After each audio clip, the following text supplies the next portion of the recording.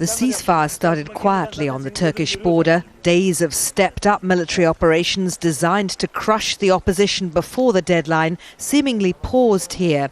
But Kofi Annan's six-point plan required more than an end to shooting and shelling. By now, the Syrian government was supposed to have ceased troop movements towards population centres, ceased all use of heavy weapons in such centres, and begun the pullback of military concentrations in and around those centres to be completed by April the 10th. All violence to cease by 6 a.m. on the 12th. But as the day wore on, activists with video cameras across Syria gathered evidence that in many places little had changed. Tanks in the northern city of Idlib on the perimeter road, turrets pointing at the city they attacked in March.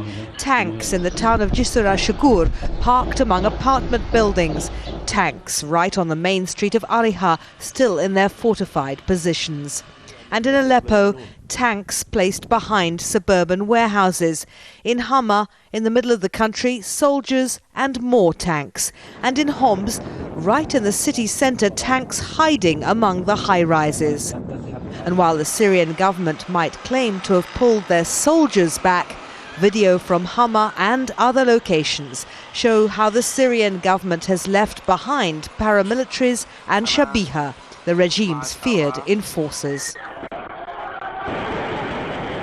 Another point in the Annan plan was the freedom to protest peacefully.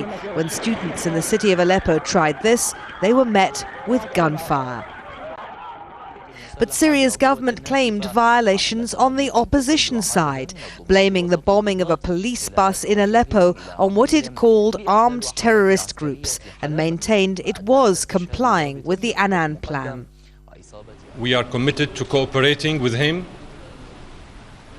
and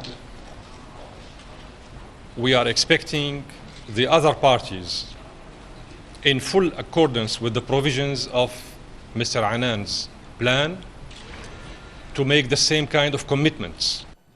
At the UN in New York, diplomats met to assess the situation. This time, Russia and the United States appear to be on the same page. The next stage is UN observers on the ground inside Syria. And for once, there seems to be UN Security Council unity on this. Both Russia and China are backing Kofi Annan's insistence on a credible inspection mission. But a Syrian government appeal for refugees in Turkey to return home failed to convince. Bashar only speaks lies. They want us to go back so they can kill the ones that got away. It's a very fragile beginning, if it's a beginning at all. Anita McNaught, Al Jazeera, Antakya on the Turkey-Syria border.